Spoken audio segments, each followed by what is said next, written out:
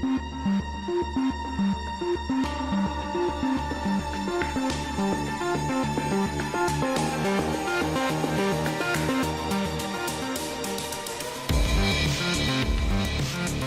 everyone. Welcome to the Lal Dagash podcast. First, I want to introduce my co-host for today, who is Yasmin Mohammed. Yasmin is an ex-Muslim. She currently finished her first book called Confessions of an Ex-Muslim, which will be publishing pretty soon, from what I understand. And you will also be able to hear more from her because she will appear on a new podcast with Ali Rizvi, Faisal Al-Mutar, and I think some other people. It's a full ex-Muslim crowd. It's called Secular Jihadists. Is that right? That's correct. Yeah. The third guy that's with me is Armin Navabi from Atheist Republic. So, and also, if you want to hear more from her in the future, which I'm sure after hearing this you might want to, I'll also, hopefully in the future, have an interview with her one-on-one and to hear her background story because it's very interesting. Again, check out her site. I believe it's on Tumblr, which is Confessions of an Ex-Muslim. And I wanted Yasmin to help me do this interview because we'll be talking with an ex-Muslim from Saudi Arabia. And although I have, I think, a fair amount of knowledge about Islam, but my knowledge about Islam is all based in what I read or investigate or what I can get from having conversations with others. But myself, I wasn't brought up Muslim or even religious in any sense. So to me, I think Yasmin can be a big help in trying to, she might ask questions that never would occur to me to ask, having lived a very similar situation. And so to introduce our guest today is Ghada. And Ghada was born in the eastern province of Saudi Arabia to a devout Shia Muslim family. And she left Islam when she was in college while she was studying chemical engineering in the US from 2010 to 2011. And she finally left Saudi Arabia for good about 2 years ago. And I'll let any more introduction be done by Ghada. Hello, Ghada. Hello. So is there anything else you want to add to that? I guess the only thing I can add is I grew up a minority within Saudi Arabia. I was treated differently because of that. And then as I grew older, I became a minority within a minority living in Saudi Arabia, which was quite a challenge.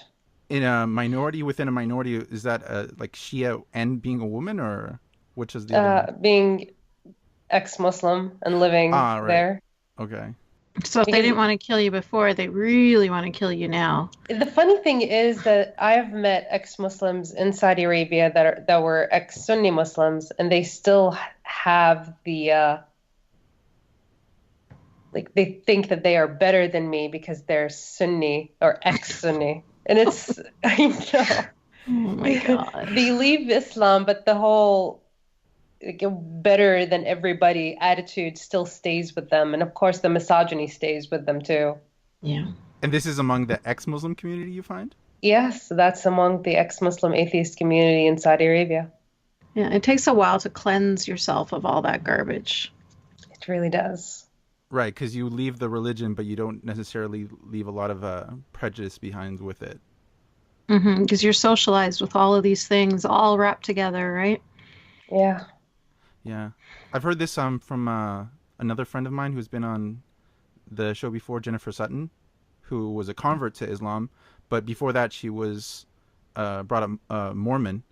And she said that, you know, the Mormon church, there was a lot of racism and discrimination. So she said even like today, she no longer considers herself racist and has clear the ideas against racism, but she'll still find herself suddenly holding a racist thought, you know, when confronted with something. She has to like kind of remind herself not to. So it's kind of like that, right? It's like you still kind of are programmed since you had it since you were young. You still kind of hold on to some of those ideas. Yeah. You know what's interesting is although Majid Nawaz is still Muslim, I was reading in his book Radical when he was talking about leaving Hezb Tahrir, which are the terrorist group, and he was saying that when he left them, he had to rebuild himself from the inside out, kind of brick by brick. And I had to correct me if I'm wrong, but that was pretty much my experience leaving Islam as well. Like you have to rebuild yourself, and every step you have to think about, like, okay, so I'm not this anymore. What am I? Like, what do I put in place of what used to be there? Was that your experience too, Rada? It was, and it led to a deep depression for a number of years. It was very hard to get out of as well. You, especially that in that year, I wanted to experience everything that I could experience before going back to Saudi Arabia, and it was I just wanted to try alcohol, wanted to go out, I wanted to just say all the blasphemous things that were in my head, and I also wanted to find out, you know, what's my goal in life, and that was the hardest part is figuring Yeah. out who you are and why you are here. Yeah, because we had a path before, right? We had exactly like this is what you do every single minute of the day for this purpose. And now And all of a sudden that's gone. especially for Shia, they have a certain goal that they are working all their lives, all their putting all of this effort. So when the Mahdi comes, Hmm. they just go out there and help him because he's coming back to save humanity. That's the belief in the 12th Imam that will come again and bring. It's kind of the apocalypse story for Islam, isn't it? Yep, it is. But for Shia, they take it quite literally. Right. And it's It's more a prevalent prayer. in Shia than Sunni Islam. Hmm. Yes, because in Shia Islam, they believe the Mahdi is alive. He's just hidden. He is waiting for the right time to come out. And the right time to them, it differs who you ask, but it's usually a When all time the Jews are where, out of Israel. well, not really, because he's That's, supposed to come at the same time as the Messiah, as Jesus, but he has to wait until there's so much injustice and so much darkness in the world that we need mhm. him to come and save us.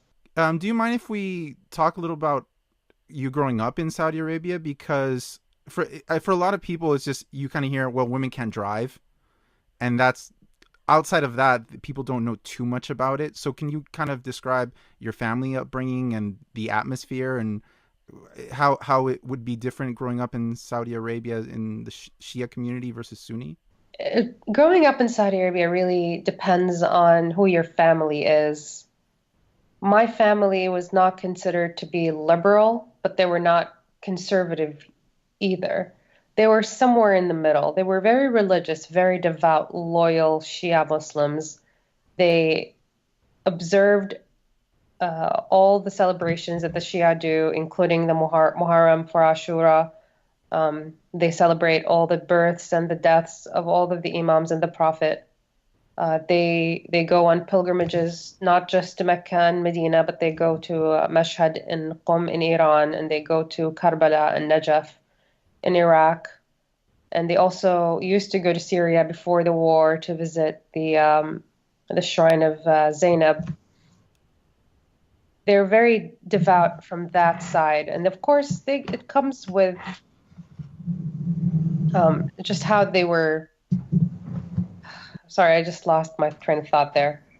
Let me backtrack a little. So you're just talking about being raised as a woman in Saudi Arabia depends on what your family situation is like. Yes. So my family, as I said, was not considered to be very liberal, but they were liberal in a very conservative tone. And I mean that by they didn't practice segregation.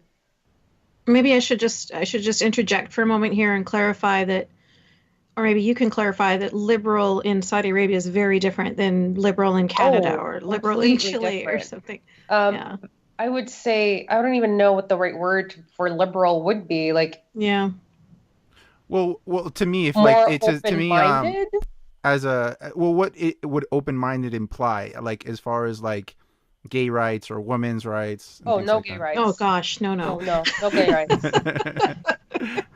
Like even the Yeah. most, and this is, you will find this a lot, like in Saudi liberal societies, they're all homophobic.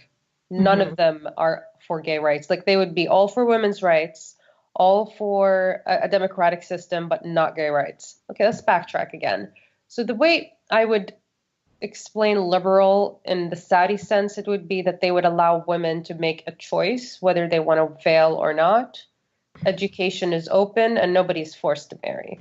And that's, to me, at least from what I have observed, that is a liberal family in Saudi Arabia. My family, of course, was not like that. Can I ask you? So those are the characteristics that would make them liberal. What would be the characteristics of a liberal family that would still be conservative in the Western sense? It would be in the Western sense. Like, That's for the most example, liberal that I can think of in Saudi Arabia, honestly. Like, is mainly it all revolves around the women. It doesn't even revolve around the men at all. So If you look at a family and and you see their women not veiling, that's a liberal family. Mhm. If in the family the women are all covered up from head to toe, even the youngest ones, that's a conservative family. that's your signal. That's a signal, yes. And it also opens or closes doors for marriages. My family was, I mean, if you still want me to talk about that, my family was considered more liberal than some because they didn't practice segregation as other families did. So And when they I allowed you to work too, right? and they allowed me to work and they allowed me to study as well. Mm-hmm. when you say So segregation, you mean segregation of men and women, right? yes, that's what I meant. Mm. Like my earliest memories, I have always been around my male cousins. Our get-togethers always had both the men and the women together. Of course, the women were covered up from head to toe, and usually after a certain point, they would go their separate ways, and then the men would be together and the women would be together. But it wasn't practiced. It wasn't like you can't talk to your male cousin or you can't talk to your female cousin. It was completely normal. Like I grew up and my best friend was my male cousin. And we talked on the phone regularly and he would come to visit me regularly and it wasn't something that was frowned upon or they never thought something wrong of it because we were considered more open-minded from that sense. But unfortunately, we were still very religious and very conservative. I was forced to wear the veil when I was 9 years old, as did all of my female cousins. And how are Shia families treated by the Sunni majority? It really depends on how much money they have. Well, that's typical. It really is. Like my family, for example, we have two factions. We have the rich, connected faction that sells the big robes that the Saudis wear. Do you know what I'm talking about? Yeah, like a thobe. Not the thobe, the robes that they put on top of them, Right. Mm-hmm. the black The and fancy ones. the fancy ones. Yeah, my family, I have a faction of my family that manufactures them and sells them, Mm-hmm. and they sell them to the royal family and the ministers and the like. Mm-hmm. And it's been the family business for a long, long time. They are well connected and they have a lot of other businesses and they're pretty rich, so they're treated pretty well. And then there's the rest of us. We're not treated as well. Mm-hmm. And it's the same thing wherever you go. The bigger families that have big businesses and are rich and well connected, they're treated with no discrimination. They get jobs, they get promotions, they get houses, they get loans, they get everything. And then the ones that aren't well connected and aren't from the bigger families, unfortunately, don't get that same treatment. So money aside, if between like, because I'm sure that like there's the discrimination there by class status, but if you're kind of like just lower middle class or middle class Shia versus Sunni, what kind of discrimination might you face? Like, can you still study in university? Can you get the same jobs that a Sunni can get? It really, really depends. If it's two middle class people, one Shia, one Sunni, it depends highly on the person that is hiring or the person that is on the committee that is approving for university. So you wouldn't say there's like institutional bigotry There, against there used to be. Shia? Mm. There used to be, before I graduated university, yes. It was Mhm. institutionalized. It was like my aunt, for example, when she graduated, she wanted to go into med school. She was rejected, even though her counterparts that were Sunni, that were at the same level, were accepted. Yeah. Mainly for the sole reason that they were Sunni, she was Shia. It really heavily depends on the person that is hiring, and there is no ethics committee that would Hmm. go and be like, no, you're well, no, there's no affirmative action, nothing like that. Hmm. If I mean, if all else equal, they would definitely go with the Sunni than the Shia. The other So, systematic, one more yeah, thing that I have to mention, the other systematic discrimination that does occur in Saudi Arabia against Shia is that Shia are not allowed to serve on the National Guard because they are Shia. because they can't be trusted. Yes, they are considered enemies of the Wow. state. They also cannot serve on high authority in the army for the same reason. They can Ouch. join the army, but to a certain rank, and then they can't go above that. Of course, people are not ever openly atheist, are they? Oh no, no, nobody is open atheist. Right. The only person I know that is open atheist is the son of a diplomat in Saudi Arabia. Oh, and he openly says Mhm. he's an atheist? Yes, he's open. He openly says he's an atheist, and he openly says he's gay. Wow. And he lives in Saudi Arabia, Yes, he does. He lives with his family. His but he dad is a knows he's diplomat. protected. Yeah. Mm. There's one. No one. There's one There's atheist in one gay Saudi. atheist. In Saudi Arabia. There's the one guy. Everybody knows him. Oh yeah, Bob. Well, he doesn't go around telling everybody he meets, but I Mhm. mean, his friends, when I met him for the first time, he told me he was a gay atheist. He didn't know that I was an atheist. He just told me that. Oh wow. He tells people that he meets that are religious at this as well. He's told his parents, he's told his brothers that were his brothers. I worked with one of his brothers. He looked like he could join ISIS. Oh dear. And that brother knows that his brother is gay and an atheist. Can I ask you the like day-to-day life that you like now that you live in the United States and you see how kind of daily life goes about versus Saudi? What would you say are like major differences that might shock people? From what I understand, like for example, there are no movie theaters in Saudi Arabia. No movie theaters. Everything, every day is honestly a struggle of how am I going to get from point A to point B? Yeah. Every morning, especially even though we had a driver, I still had to figure out who's going to take me to work that day, who's going to pick me up at the end of the day. If I want to go to the supermarket, who's going to take me? And how long can I stay before my mother wants the driver? Uh, I swear, it's the same Yeah. thing if I want to go shopping. Of course, I have to get permission from my family to go shopping Hmm.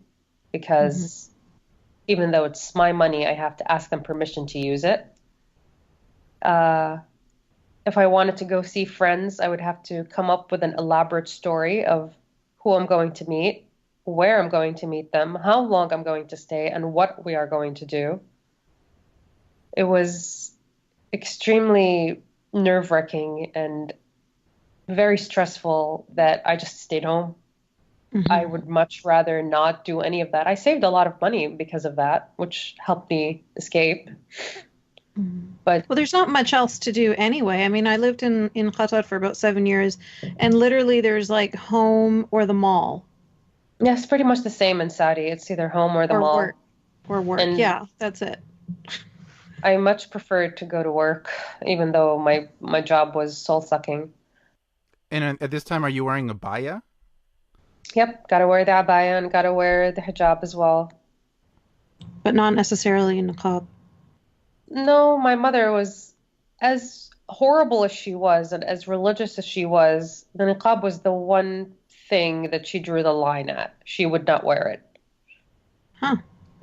And the Matawa wouldn't come after you guys? They Or would that's sometimes, usually her, not me. because you're young still? No, mainly because I don't think they think I'm Saudi. Oh, right. That's right. Because they only pick on Saudis. Yes, If they you look do. foreign, they leave you alone. They're like, okay, whatever. Is this because they have to try to make the effort to kind of be more tolerant towards foreigners because they want to sell themselves as kind of a touristy place? No, not really. It's because they believe that the best way to describe it is they feel like they have a duty towards Saudi women to make them more pious and better. Yeah. Saudi women should know better. Is it Saudi women or Muslim women in general that they have a Muslim feeling? women. Muslim women, but Saudi women more specifically. Okay. Like somebody was telling us the story of how he went with his girlfriend to a hotel in Egypt, and they were showing their passports, and these are ex-Muslim friends of ours, and in the passport she had a hijab on, so the people at the front desk knew that she was Muslim.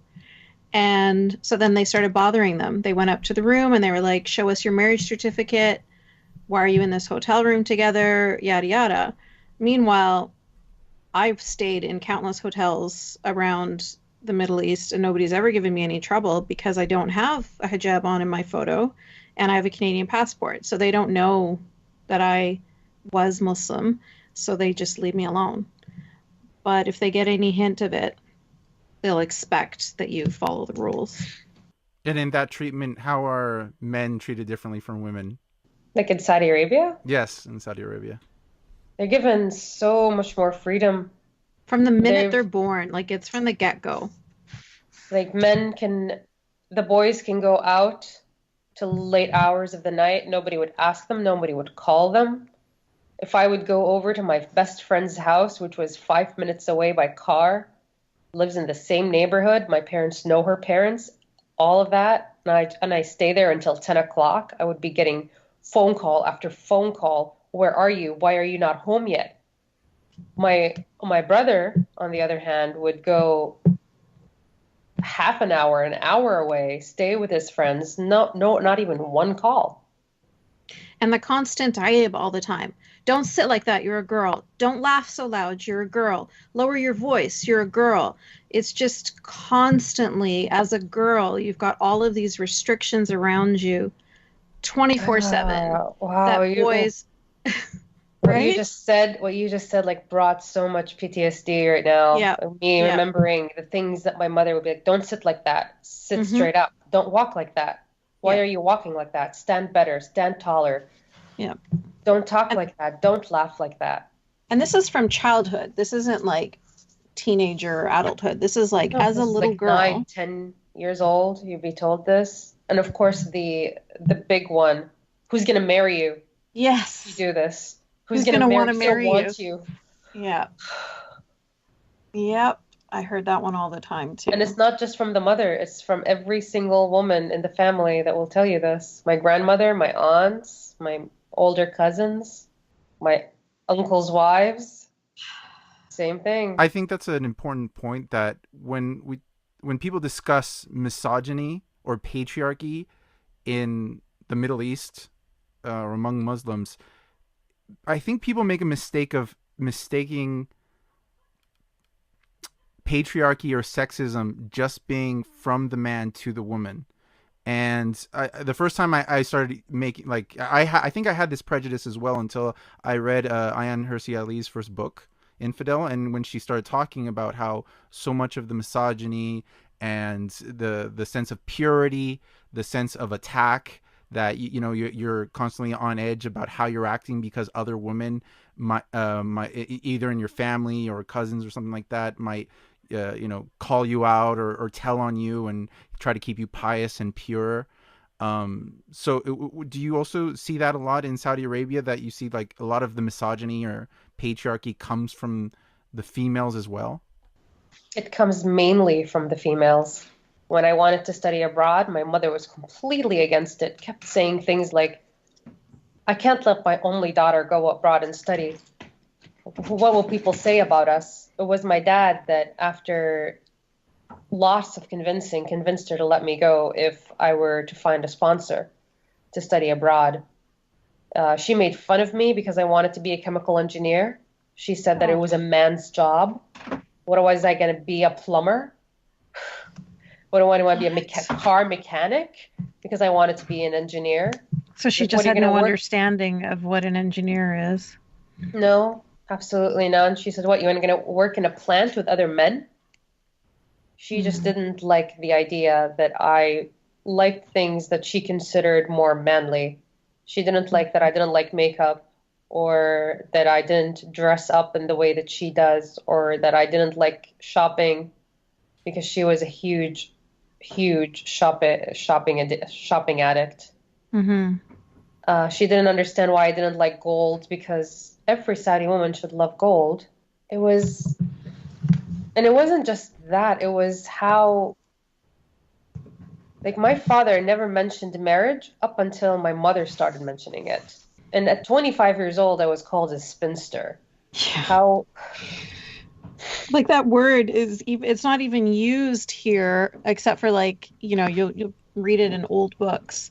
But in Saudi Arabia it's still like a commonly used word, and in Egypt and then all over the Muslim Wait. world. The actual word spinster? Mm-hmm. spinster, Like I mean the yes. translation of it, but yeah, Translation. Spinster. like it's still something. And I mean at 21 you could be a spinster, Oh right? yeah, Like yeah. In my family, women, the girls get married right after high school. They're but you engaged don't. when they're in middle school, and Hmm. then they get married right after high school. Otherwise, what's wrong with you? And Why that didn't is anybody why something, didn't anybody want to marry you? and that is something that has been troubling my mother when I was there, is that, It's and embarrassing. we will get into it. When I graduated high school and I finally was able to leave, of course, there's a story behind how I was able to study abroad. During my senior year in high school, I applied to universities in the United States because I was so excited that I thought my father was on board and I was going to go study engineering and my dream was going to come true. I'm finally going to leave the country. And then I got accepted in Boston University. I was so excited. And then the bomb falls. My parents tell me that there is no way that they would ever let me go and study abroad because I'm a girl. And it hurt a lot to hear that, especially that I was very excited and I did all the work. I paid all of the application fees. I took the SATs. I did everything that I could. I got all my letters of recommendation, translated all my transcripts, and then still I got accepted in a really good university too. And they Hmm. said no. How old are you at this point? I was 17.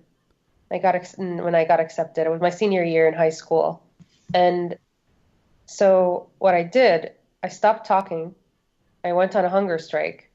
Oh, And I remember I made my mother go all the way to Bahrain, even though I knew that the procedure to apply for the university in Bahrain was online and not in person. I made her go all the way there at 6 a.m., knowing fully well that she will not be able to come back until 6 p.m. that day. So she was missing a whole day of work, and she was going to spend it with me, the person that tricked her into going, only to find out in the first 5 minutes when we entered the university that, oh, but it's very evident that you have to do it online through the website. And I think it was at that point that my mother realized that there's no winning with me. And coupled with me not eating and losing a lot of weight, and she was seeing that I was losing weight, that she finally came over and said, if you find a sponsor, you can go and study abroad. Of course, I had missed the deadline for Boston University, but I found a sponsor. A year later, I was out and I studied abroad, and I won. And I graduated and I became a chemical engineer. Good for Can you. can women at any age just travel No, by without the permission of, I think, a male guardian, right? the male guardian has to give permission at any age for the Even woman to. even if your mother wanted to go abroad, correct? Oh, she has to have her husband's permission. Right. Which I think is an important point because that's the part where I think a person in the West doesn't really get it. It's like, well, you could wait until you're college age, buy a plane ticket, and just No, pick up and leave. But it doesn't work like that. Mm. it doesn't work like that. Like this, I don't know if you guys are familiar with Wajiha Al-Huwaidar. She's a Saudi female activist. Um, she's very unliked in Saudi because she's very unapologetic in the way she talks. I really like her. She's actually a family friend. I've never met her in person, but she's very outspoken and she has attempted multiple times to leave the country without a male guardian. She would go to Bahrain with a driver or something, and they would always return her back because she doesn't have male permission. And until recently, I think now she's not allowed to leave the country. There's a ban that prohibits her from leaving because of her activism. Wow, that's her activism. And her activism was trying to leave the country without a guardian. So, Garlic, can I ask you, how do you feel when? Because this happens to me, but I don't think it has that much weight when it happens to me versus a person like you. What happens to me is you talk about Islam and the suffering of certain people and the lack of human rights, and you bring up Saudi Arabia. And while it's true that Saudi Arabia is not representative of every Muslim country, and there's some Muslim countries such as Iran where also human rights are at a very low level, but it's a completely different kind of Islam. But you'll bring up a country like that, and some Muslim apologists will take an attitude like as if that doesn't count. That's just Saudi Arabia. It's Well, just a few million people, that's all. that's just what Saudi Arabia has a population of 21 million. Let's say half Hmm. of that are women. You're just shitting on all of those women that have absolutely no say in their lives. No say. When just to get an education, not even to work, just to get an education after high school, these girls have to beg their fathers to sign a piece of paper. And even that doesn't guarantee that they will be able to go to school because they still need transportation. If they don't have transportation, they drop out of college. And as soon as they piss off their dad can say, "That's it, no more school for you." Pulls them out. As easy as that. He can do the same thing for work. If Hmm. he can do the same thing for marriage. Girls don't have the right to marry whoever they want. And this is a story that really resonates with me because I know the person. Her, she had a lot of potential. She was very smart. She wanted to be a doctor. Her parents wouldn't let her because then that means that she would be mixing with the opposite gender. And this is a liberalish family. I'm not going to say liberal, but they have women that veil and women that don't veil in their families. And she's a well-traveled girl. Both of her parents are well educated. Yet her family, when she wanted to be a doctor, said no, because that would mean that the people that she might not get married because she would be in a field that was not segregated. That really hurt because I saw how she really wanted to be a doctor and it was shot down because of something so stupid as a potential mate. And her family was not very open about who she could marry. She could only marry from certain families. Her first, the first guy that she tried out turned out to be a complete and total monster. And I was really glad that she dropped him instead of going with it, even though her parents were pressuring her into accepting. And she lucked out in the end. But her story is unlike any other story. She lucked out that her second try was actually a normal human being from a liberal family that allowed her to continue her studies, and she ended up getting a master's degree. after she got married, her husband was way, way more liberal and way more understanding than her own parents because her parents just wanted her to get married.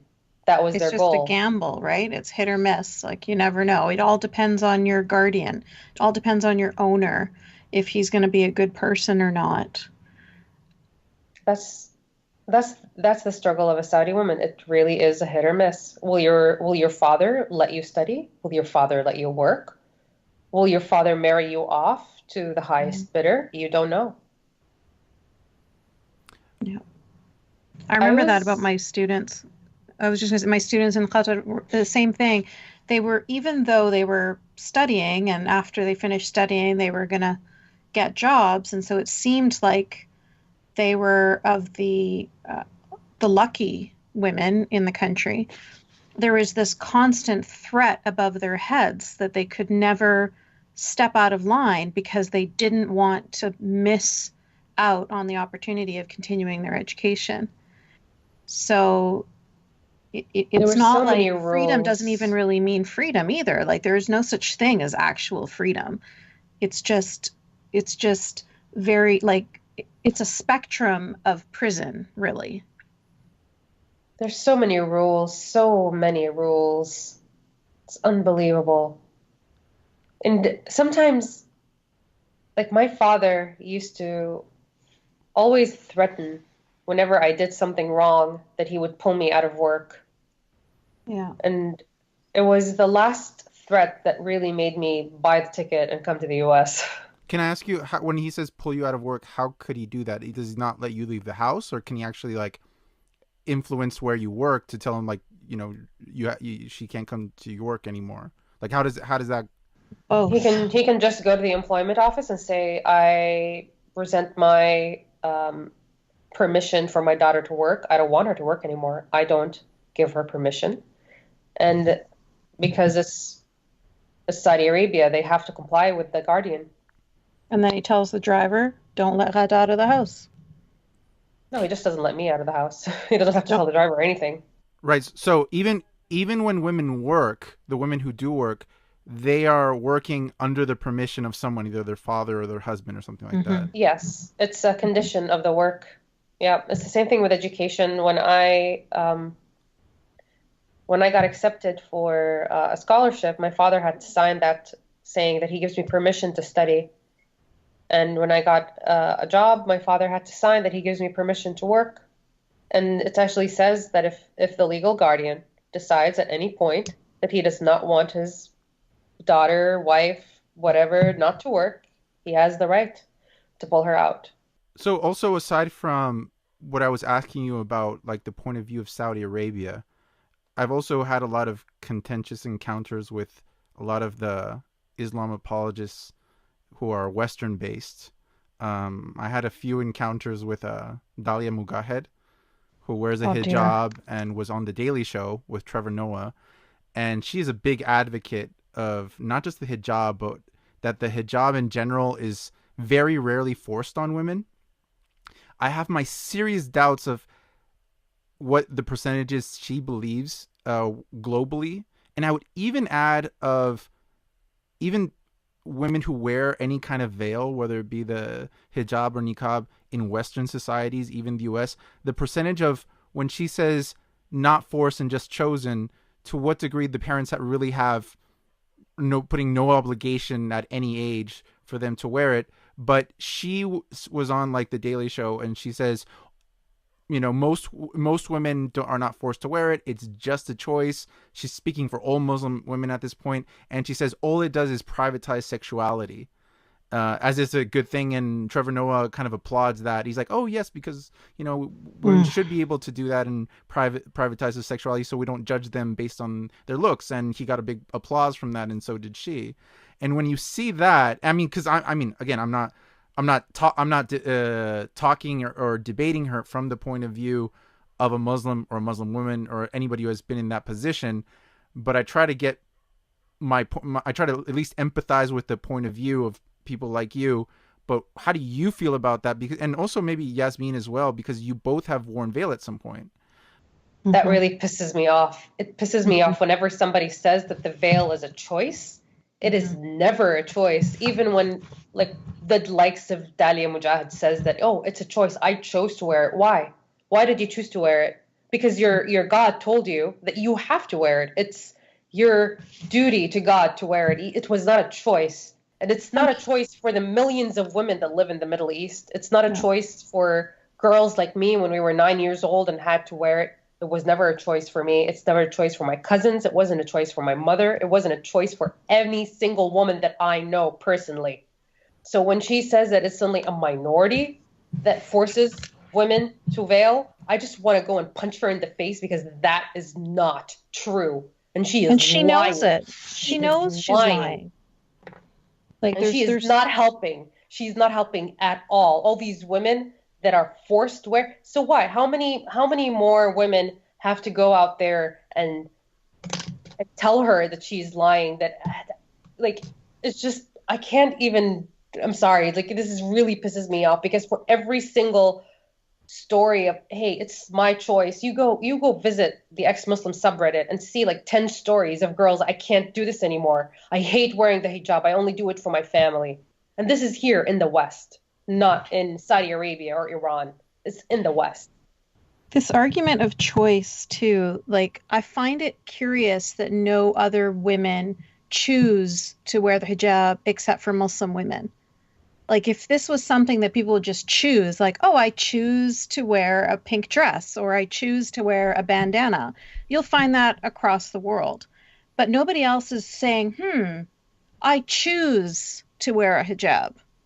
It's not coming from nowhere. It's coming from the pressure from your family. I was 9 years old, just like Ghada, and you get told, a good girl to go to heaven and for Allah to love her and to protect her, because we love her so much, because she's like a piece of candy, a piece of meat, a jewel. Lots of different objects can be used now in this story, but basically we want to protect you, so we're going to wrap you up and make sure that you're protected so that you can be perfect when your husband goes to unwrap you when he's ready to fuck you, basically. That's the idea behind the hijab. That's what you're being told constantly by society. When you put the hijab on, everybody goes crazy around you. Oh, mashallah, you look so beautiful. Oh, look at your face, is glowing.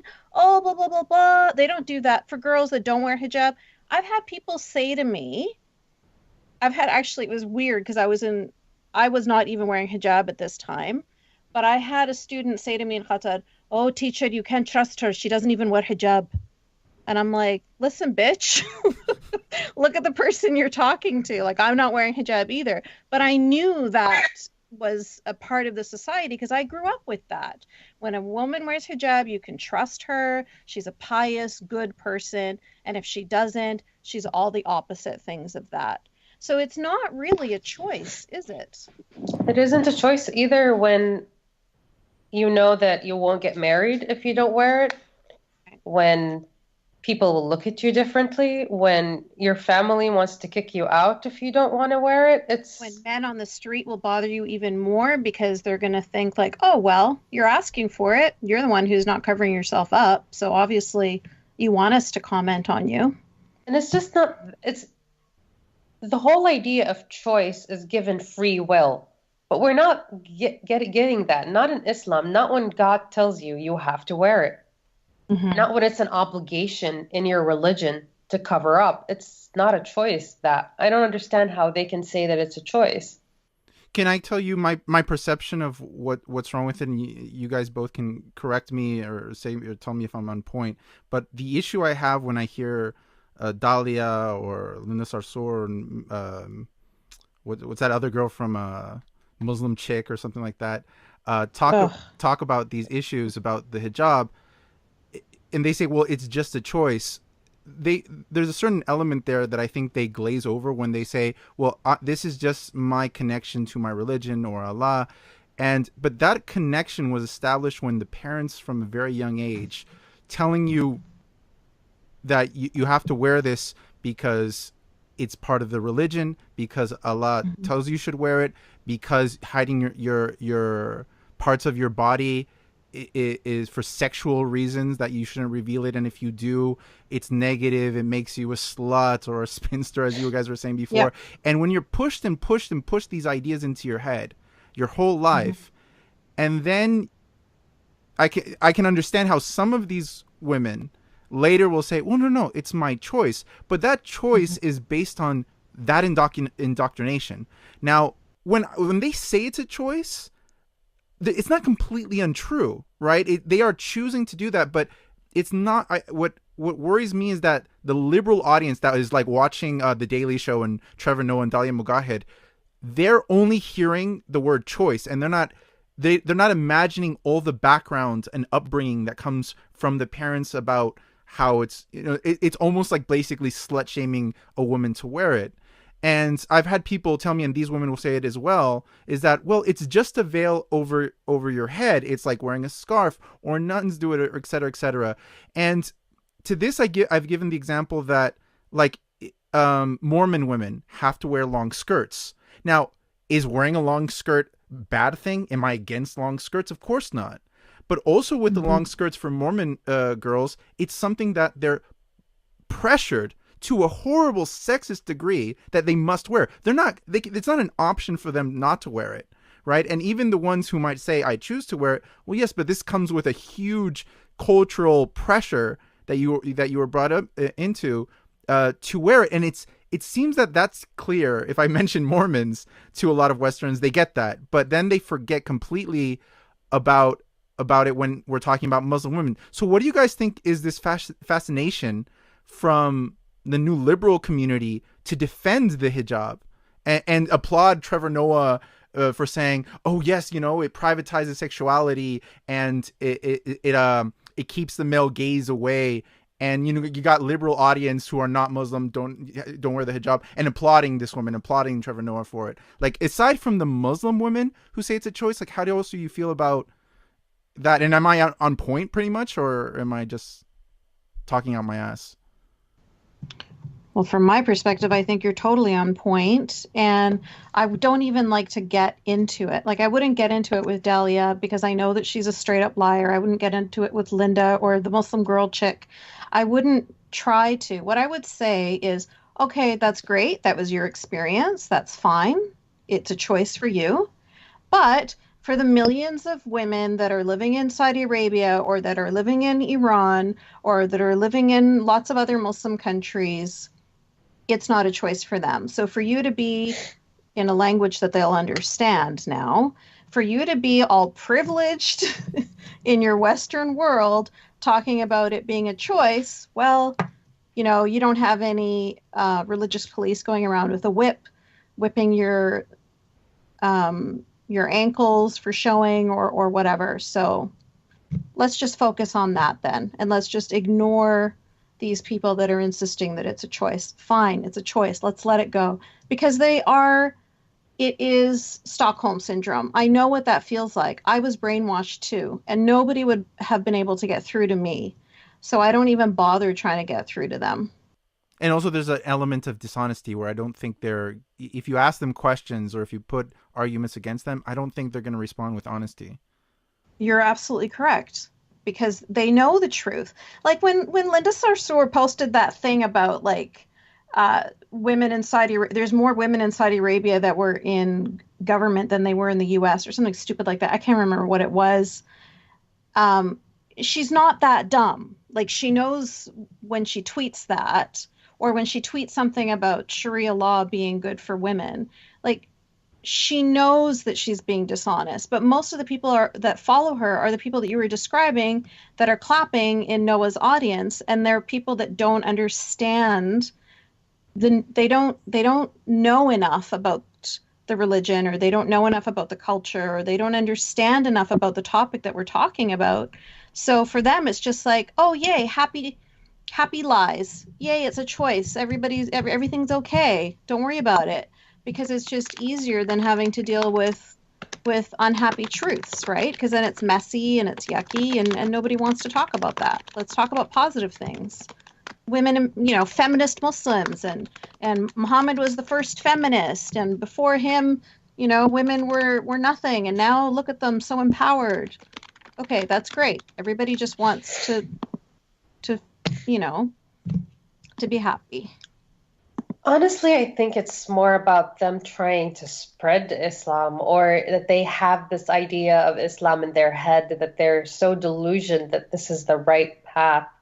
They believe that because they were privileged enough to wear hijab, that they were able to choose all of this for themselves, that this should be the reality for everybody else, and that if everybody joins Islam, my version of Islam, of course, not Saudi Arabia's or ISIS's or somebody else's extreme fundamentalist version of Islam. No, my version of Islam.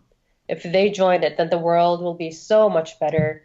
Yes, it'll be so much more peaceful. All the women will be covered up. Rape will be non-existent.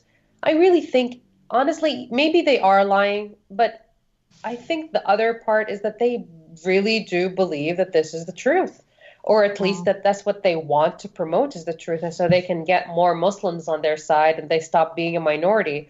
Or maybe they feel like they're so different because of this so-called choice that they made of veiling. I honestly wouldn't, I don't know. All I want them to do is stop lying or stop saying that it's a choice, because it isn't. I think it's cool to be oppressed these days. I think it's cool to be part of a minority, and it makes you, like everybody was celebrating the woman in the Olympics that was wearing hijab. There were other Muslim women in the Olympics as well, but they weren't wearing hijab, so they weren't being celebrated. But isn't that so backwards that the hijab is basically an instrument that is forced on women for the most part in the world? There are some parts of the world where it's passed by law, and even if it's not passed by law, which I think is a bad metric, right? Because a lot of people say, well, it's legal in this country, it's illegal in that country. It's not forced by the government. But even then, it's like, even in the United States, if you're, sometimes you wear the hijab because your parents force you to. It's not about just the legality. So considering that it's for the most part forced on women, isn't it bizarre that, for example, like Hillary Clinton will tweet about how progressive it is that we see a woman in a hijab, and when it should be completely the opposite? Shouldn't the feminist liberal point of view take a picture of the woman who's not in hijab and say, oh, isn't this progressive? Isn't this great? What does this come from? That we're celebrating an instrument of oppression. We even have the hijabi on Playboy and celebrate her. I was just about to say that. This is a conversation I've had with my boyfriend for such a long time now. It just doesn't make sense to me why anybody would want to promote such a conservative ideology. I mean, these are liberals, supposedly. They're against everything that the right wing is against, yet they promote an ideology that is very much right wing, that oppresses women, that oppresses homosexuals, that wants to end freedoms, yet they promote it as if it's this amazing, new, great thing that we should all accept. The only thing I can think of is that they just want more voters. I can't think of any other reason as to why they would do this. I think they just don't get that it's right wing. Like you just said, it is right wing, but they don't see it that way. They see him as left wing because it's oppressed, or it's not oppressed necessarily, but it is a minority group. So it has to be protected. And they don't see it as, yes, it's a minority group, but it's a right-wing minority group.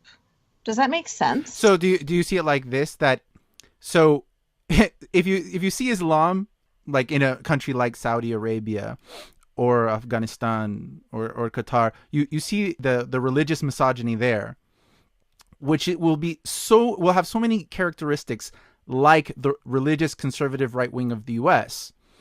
But what people know in the US, the liberal people, the people on the left, all they know is their right wing, right? They know the Christian evangelical right wing. And all they know about Islam is that it's disliked by their right wing.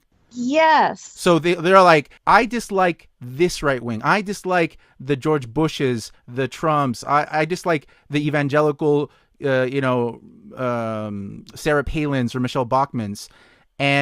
But they see that those people hate Muslims. And so their reaction is that this is my natural ally. And to remain an ally implies that they have to see past the same characteristics that they dislike from their right wing. Do you think it's that? I totally think it's that. And I think that's why you had these people that, like, when that BBC clip came out about the women housewives of ISIS, and why people were saying, "Oh my God, this is so offensive." Like, "Oh my God, I can't believe my money is going towards BBC," like yada yada, because they're not recognizing that there are right wing Muslims. ISIS are basically like, they're far worse than they're just like the alt right in America. That's your alt right Muslims. Like, but they don't see them as the same. It's just hate. There's one hates because of skin color, and the other hates because of religion. But they're exactly the same. Whether you're an Islamic supremacist or a white supremacist, you're on the same side of the coin. You're on the hateful side. And I think that's what a lot of progressives and liberal people don't get. They don't understand that. To go back a little to your upbringing, when you went to the United States to study chemical engineering, were you an atheist yet? At what point did you lose your religion? I think I lost my religion was a more of a gradual thing. My first semester in university, I did my best to adhere to all of the rules. I wore the hijab because my father came with me the first few months, and I thought it would be like I thought I would turn if I took my hijab off, I would turn my back against everything that they brought me up with. Then my second semester, I realized I really don't like wearing it. I don't want to wear it. I want to feel wind in my hair. So I took it off. Slowly, I started eating non-halal food. And then as time progressed, I just started becoming more liberal in my thinking. And I believe it was around 2010 that I realized that I really don't believe in this religion. I'm doing all of these practices, the praying, the fasting, the observing of whatever events that the Shia do. I do it just because my family made me do this, but I myself don't believe in it. It just doesn't make any sense to me. And by the time I would like to say my senior year in college, I completely let go of any type of religion, became an atheist, and that's when the depression started, and I wanted to figure out who I was and what my path was in life. Started reading more, started, and I think what really made me leave the religion was actually something so little. It wasn't even a big event that happened that made me suddenly just declare, you know what, I don't believe in this. I'm going to stop doing it. It was just a night where I took off my hijab, went to a party for that the students in my university set together, had a few drinks, and just had a genuine good time without pretending to be somebody that I am not. It was that I woke up the next day and I realized that's what I want to be. I want to be myself. Mm-hmm. I don't want to lie to myself anymore. I want to be myself when I am with myself. And it was a great liberating feeling, but it was also like a start of a whole different type of chapter in my life where I had to figure out myself. And what point did you decide? Because you went out to back to Saudi Arabia after college, right? Yes, I So did. at what point did you decide, like, I need to go back to the U.S.? It was it was right after a series of events happened. So I was I was at first diagnosed I was first diagnosed with a type of carcinoma on my face that I had to do a surgery on. Right after that, I had to break up with a guy that I was at that time really in love with, and I thought that this was going to be it. But I had to break up with him. Um, my job didn't go so well, and I lost my best friend. Um, all of that in the span of less than a month. After all of those happened, one after the other, he realized that I really had nothing left in Saudi. I I was there was nothing left for me there. I had to find something else to do. Like at first, the reason I wanted to stay was I wanted to build up my resume and I wanted to stay for my friends and I thought, I could see this relationship through, but no, none of that worked. Everything that I was working for just crumbled. And at that point, I realized I had nothing to lose. If I left now, I could start over again and it would be fine. It took it took a few tries, but I finally did it after I met somebody here in the US that agreed to house me for the first few months when I came, and I booked my flight and came. It was those events that came together as a cluster that really made me realize I had nothing left in Saudi and I just wanted to leave. So you booked your flight and came, but you had already had your dad's permission to travel then, Yes, because if it was it were it that easy, was a lot of women would leave, I guess. it was if it was that easy, yes, a lot of women would leave. A lot of women have contacted me asking me how I did it, and to be honest, the only answer I have is that my father had already renewed my passport a couple of weeks before, and I think he did it at the same time, and I was going away for a work trip, and he gave me the permission because my family was okay with me traveling as long as I was watched, as long as somebody was watching me. If I go with work, then my boss was watching me. If I'm going with a cousin or an aunt or an uncle, they were watching me. So they would feel better as long as I was watched. And you know what the funny thing is? When I went on my work trip with my coworkers and my boss bought me drinks. I got drunk with my boss. Yeah. So when you, So when you were talking about it, sorry, go ahead, I Lau. just wanted to ask because to clarify, so you were able to leave because your father had renewed your passport for a work trip. So Yes. did you go on that work trip And and And had just a, approved kind of, for exit visa. and so you went on the work yes. trip and you just kind of like, slipped away, or how did that work? No, I had to go back. Uh, I wasn't I wasn't 100% sure that I wanted to do it. Like I made the decision that I was going to leave in March, and this was in December when I went on the work trip. But when I went back to Saudi, I got into a huge fight with my parents. I was so scared that they were going to find out I was an atheist that I just booked my flight and left. They found out I was an atheist afterwards, for sure. How is your relationship with them now, or after you left? Um, it's non-existent. My when I left, I got a lot of hate emails, a lot of threats, mainly from my mother. She said a lot of horrible things. I think when I was when I was writing up my application for asylum, I asked one of the girls on the XMNA page.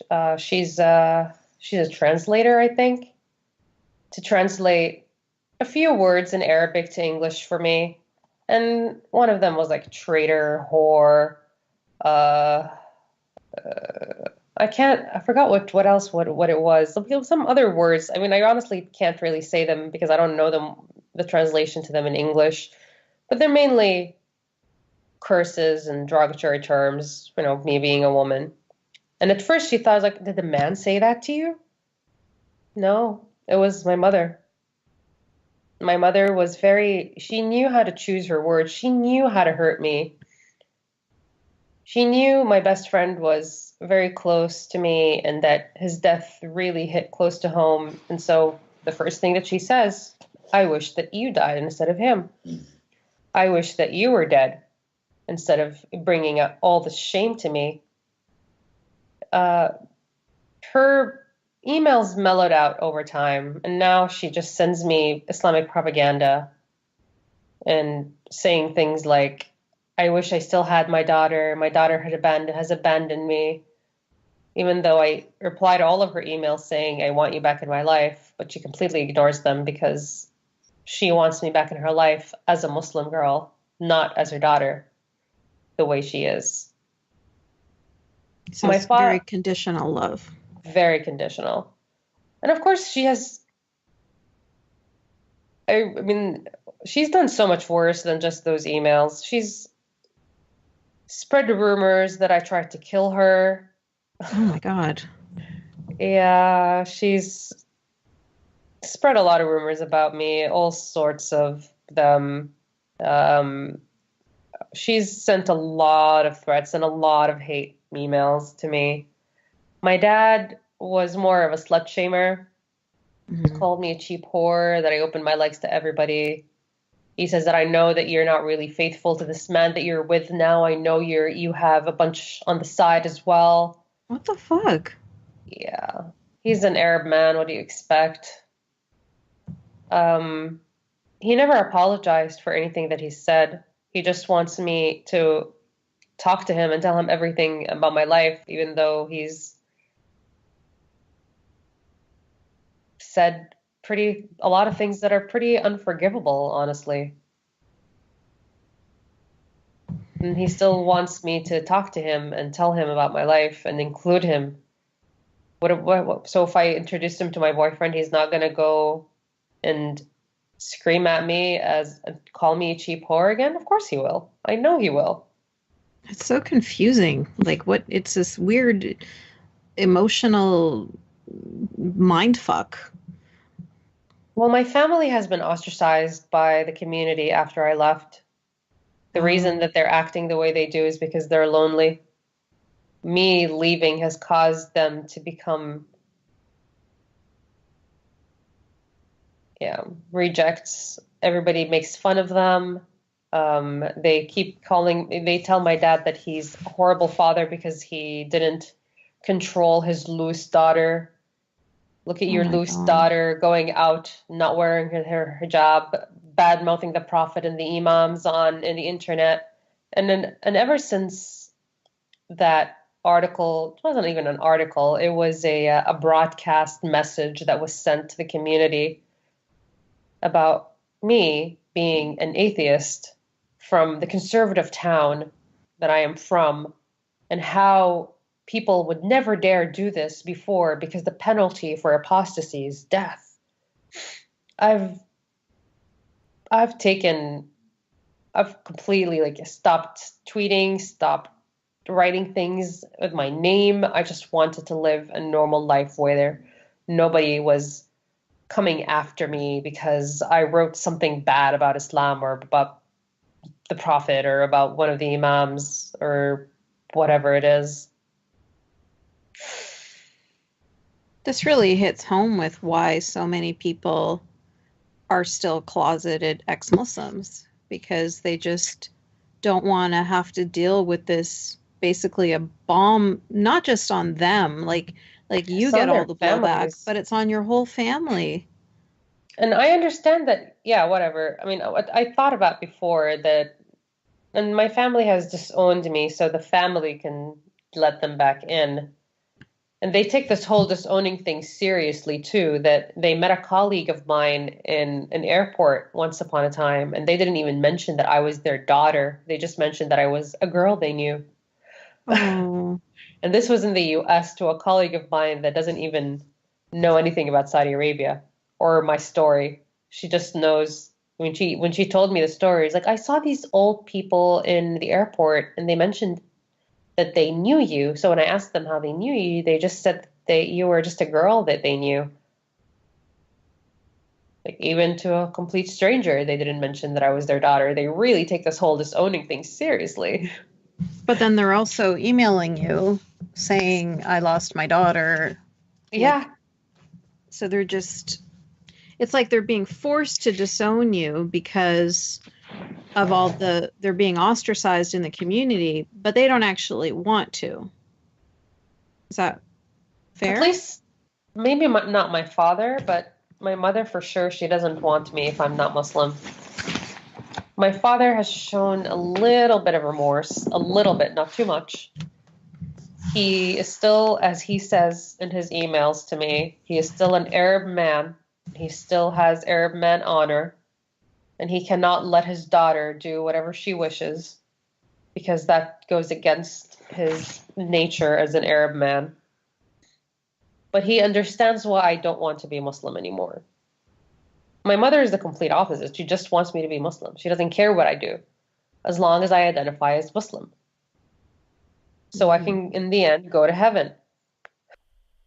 To ask you about that specifically, about the religious issue, that kind of ties back to you know the kind of sexism your mother spews and pushes on you, and there's other elements as well that you'll see a lot of apologists such as Reza Aslan will point out any kind of oppression, sexism, fundamentalism. You'll say these are actually cultural issues specific to the region you're talking about, not to do with Islam. Or even if we do talk about Islam, people will say, well, this is just Wahhabism, and they'll almost talk about it as if it was a completely different religion, almost like we're not talking about Islam anymore. So how do you react, or what do you think about when people kind of disconnect these your experience, the problems you have with your parents and your mother, and people say, well, these are for cultural issues, or it's not really about Islam, it's about more of an extreme form, that's just Wahhabism or Salafism. How do you do you think there's any truth in that? Or There's a little bit of truth in that. I would have to admit that. Like you would see in the more liberal areas of the Middle East that this isn't as big of an issue, but even in the mildest forms, virginity is looked at as the most important thing for a woman. It's still there. Like Ghada grew up. She grew up Shia, I grew up Sunni, she grew up in Saudi Arabia, I grew up in Canada, but we have so much in common. And the same can be said for women that I've spoken to from around the world.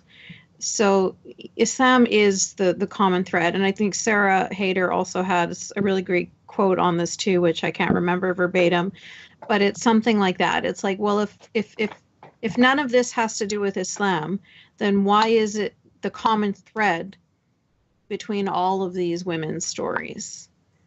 So yeah, it's to different degrees. Of course, like Ghada was saying, depends on your family and how liberal they are. But even so, the most liberal of Muslims is going to be more conservative than the most conservative of Americans, for example. Like it's not, when we say liberal in that world, it's very different than, what people think of when they think of the word liberal.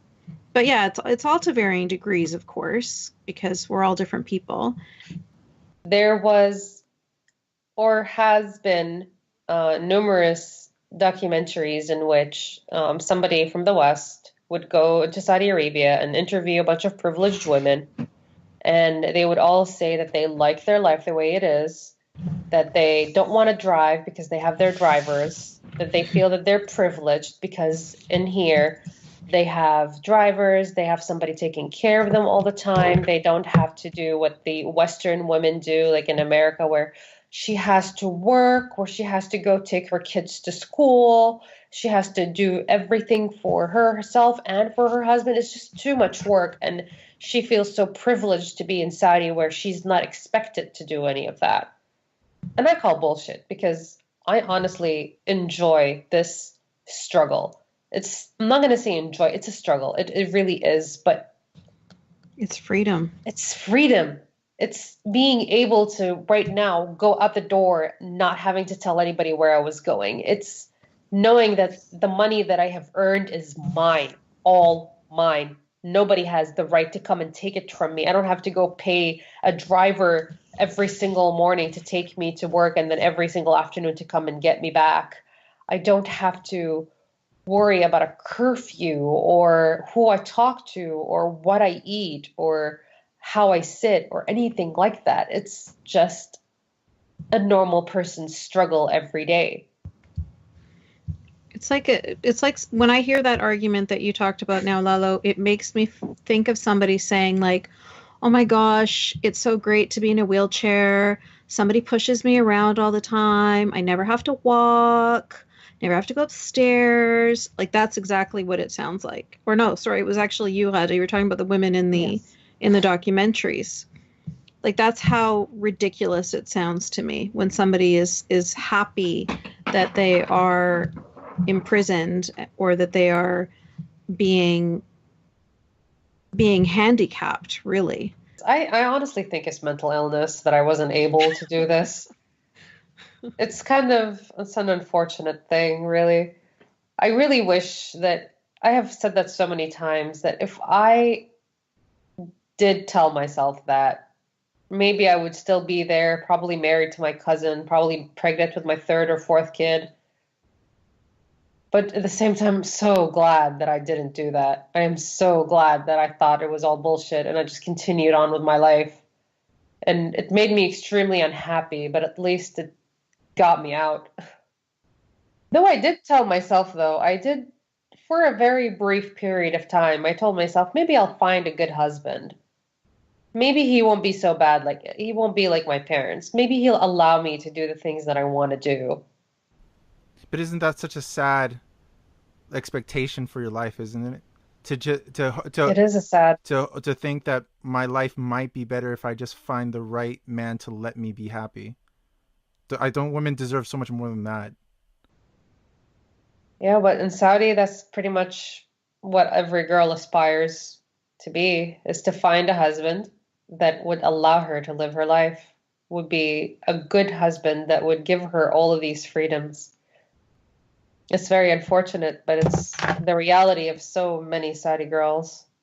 Was there anything you wanted to add, Gada, before we finish up? Let me see that paper. Maybe I forgot I have a something. question. Go ahead. I wanted to ask you because this is something that I've heard about before, but I've never met anybody who's actually had experience with this intricate underground world in Saudi Arabia where all of the seedy troublemakers like the atheists and the gay people. Okay. Like, tell me about it. It's actually something I did want to talk about, and Awesome. I'm sorry I didn't talk about that. So I didn't know about this underground kind of lifestyle until after I graduated and went back to college and went back to Saudi. And at first, it sounded like it's so far-fetched. How do people get alcohol? How do people do all of that? How do people date in Saudi? And then I had a friend that I've known since high school who introduced me to his other friend that he thought he was setting me up with. That didn't work. But that friend introduced me to the guy that ended up being my boyfriend at the time when I was in Saudi. And that guy was a DJ. And he was also like the point of contact for drugs and alcohol in at least his group of friends. And he introduced me to a whole set of friends that threw parties inside the compounds in like the private compounds inside. Of course, all these happen either in private compounds or in private homes in Saudi or in Bahrain if they could. But my first experience was in Saudi, inside these compounds, and it's kind of like a secret handshake of some sort. Like you don't know for sure if this person is into that lifestyle until you talk to them and you start to feel them out. And I don't know what the exact like. I don't know. It's like I don't know. So it's not like you don't go and like tip the person in the bank and that takes you back to a whole big party. No, it's just got to know the right person. And to me, it was the guy that I was dating at the time was the right person. For another person, it could be, their drug dealer or their alcohol dealer. It could be their boss, their coworker. I love how the drug dealer and alcohol dealer come in the same breath. Well, yeah, because it's under the same bureau in Saudi. It's both punishable by death. Holy cow. Yeah. The underground party is mainly inside the compounds, and it's all about who you know And if you So you know the right person, you get in. you get in. And when you say the compounds, are these like the American compounds? The American Like compounds, British Aram? compounds. Yeah, Aramco, for example. The American consulate also throws parties, and that's actually one of the better ways to meet these people is Mhm. outside the country. Like if you go to Bahrain, you go to, certain clubs or certain restaurants, and you like see who's there, get a feel, and then when you go back to Saudi, you go look for these people and get to know them and then slowly get invited to these parties. And so when you walk into that party, is everybody dressed like, is it like party atmosphere? Like, do you take Oh, off your yes. hijab and niqab No or hijab. your Yep, abaya? everything. Yeah, it's a party. It's a real party Just like with a real actual party. with alcohol, with drugs, with everything. So it's just like a club, but in somebody's home or? Yes, it's usually in somebody's home, yeah. Do you Mm. think they party even harder than maybe you might find in the Oh, US because of yeah. the Oh, restrictions? yes. Yeah. And speaking from a girl that partied both in Saudi Arabia and outside of Saudi Arabia, way harder. Way Yeah, harder. even for expats. Even when I was an expat in Qatar, I drank so much all the Like time. I don't even drink here. And Yeah. I have easy access to it and it's super cheap. In Saudi Hmm. Arabia, you like pay $200 for a cheap bottle of whiskey. Also, we were obsessed with pork products. We'd eat That too. like ham wrapped in bacon just because. But when I'm here, I'm like, whatever, I prefer vegetarian food. Like it's just what you're not allowed to have all of a sudden is just really you really want it when you're No, I there. still want to work here. Like I go out of my way to buy the bacon and buy the sausage for the Mm. reason that it's bacon or sausage, no other reason. I got the image in my head of like a possible like TV show called like Saudi Women Gone Wild, I'd and love that. it's just like I'm imagining Oh, like a party of like in these compounds, and they're just like in one hand there's whiskey, and another hand there's just like ham wrapped in bacon. It's just like it's a very different idea of what going wild is. It's like eating Yeah, bacon, yeah. right? It's just like, oh my god! It's just like it's kind of like when you like Girls Gone Wild when they lift up their shirts, but here's like a picture of somebody eating bacon. Her It's just ankles. like, yeah, you see her ankles and her wrists. And it's like, oh my god.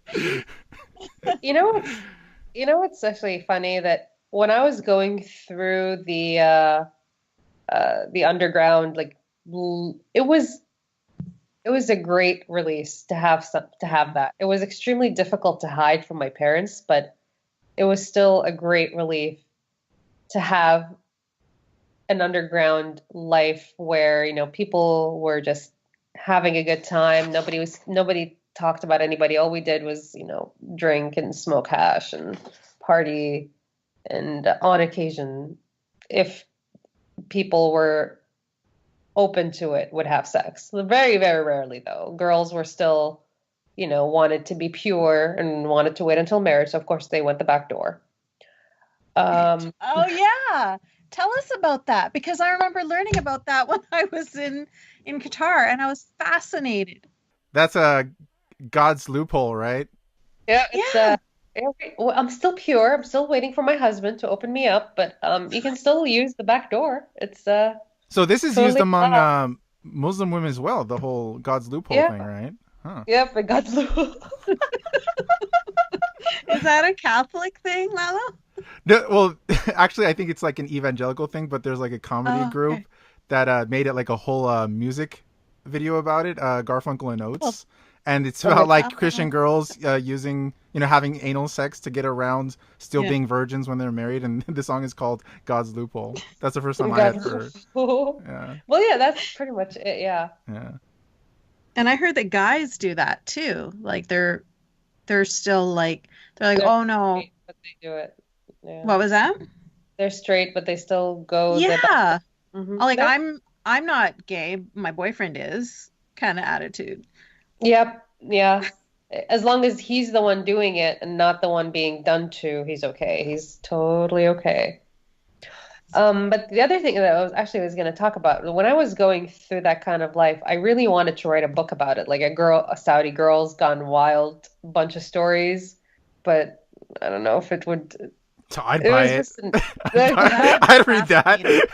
Yeah, you Yeah. should still write it because just the juxtaposition between your normal everyday life and then how this is like so completely the opposite, but still super tame compared to what we would consider going wild over in the West. like I was thinking of writing it from the point of view of like both boys and girls at the same, and like the virgin girl that just wants to have fun, and the virgin girl that found the God's loophole, and the I don't know. It was a project in my head for a long time that never saw the daylight.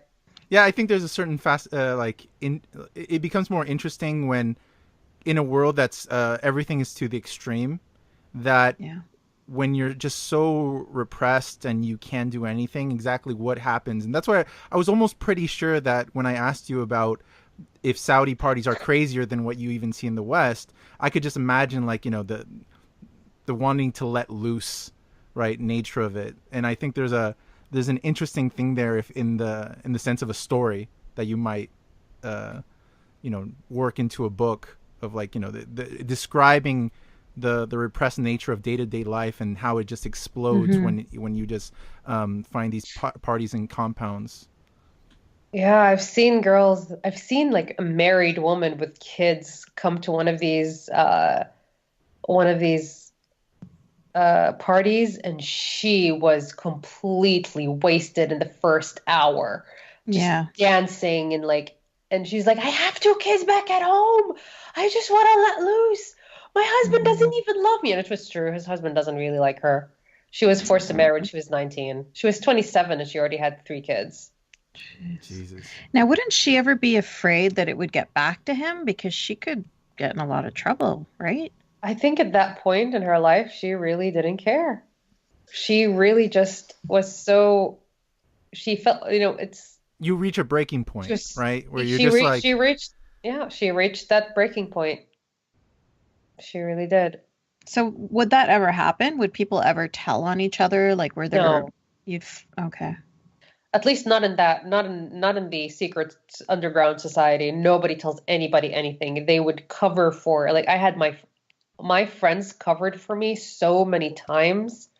Hmm. Like if it weren't for them, my parents would have probably locked me up somewhere in a basement and never let me out. But we all know how our parents are. We all know how our lives are. Hmm.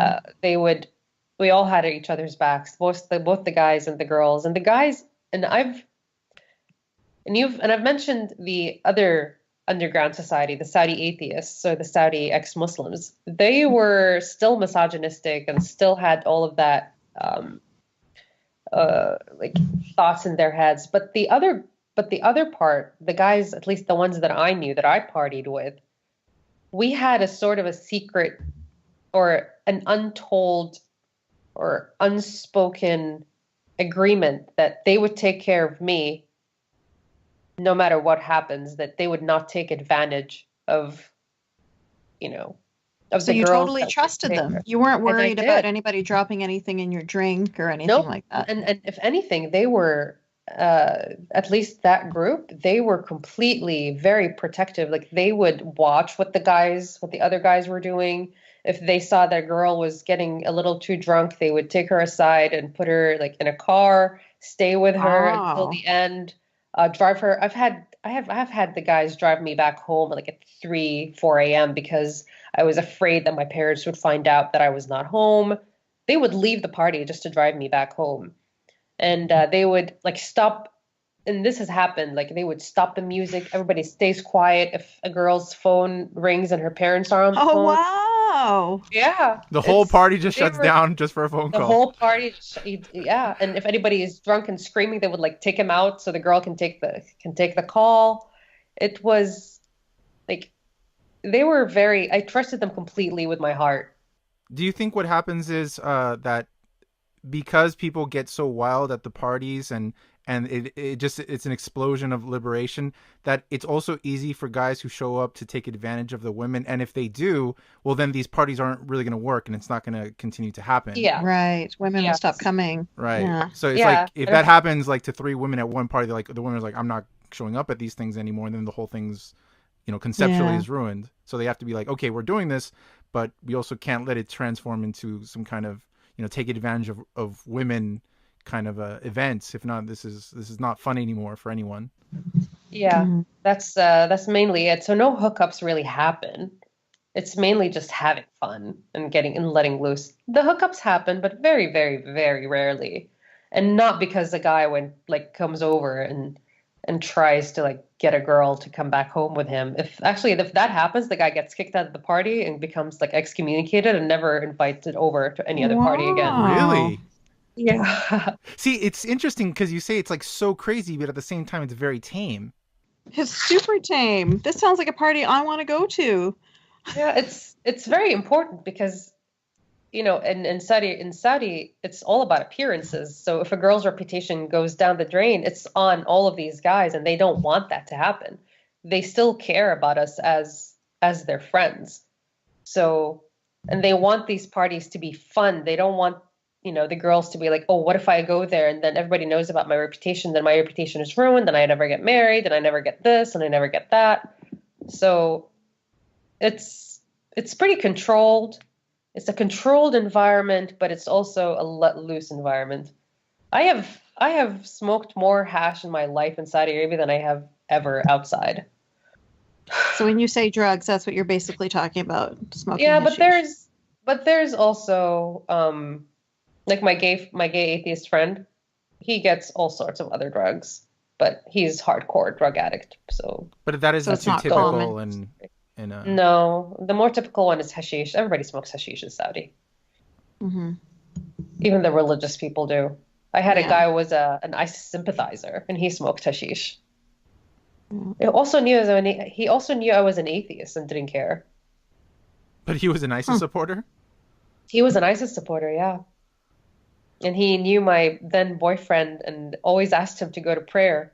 And my ex was an ex-Muslim. Oh, and he's in the US now. Anyway, Just drop that in there. yeah, anyway, Well, is there anything else you wanted to add, Gada, before we? no, that's all.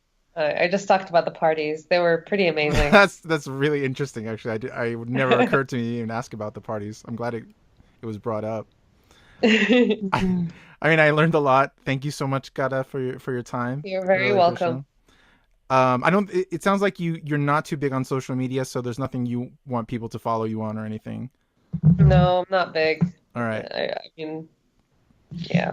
Well, Yasmin's social media account for Twitter is will be in the description, and mine as well. And thank you also, Yasmin, for co-hosting with me. Thank you for inviting me to co-host. This was awesome. I really enjoyed this conversation. I learned a lot. Yeah, as did I. Well, thank you guys.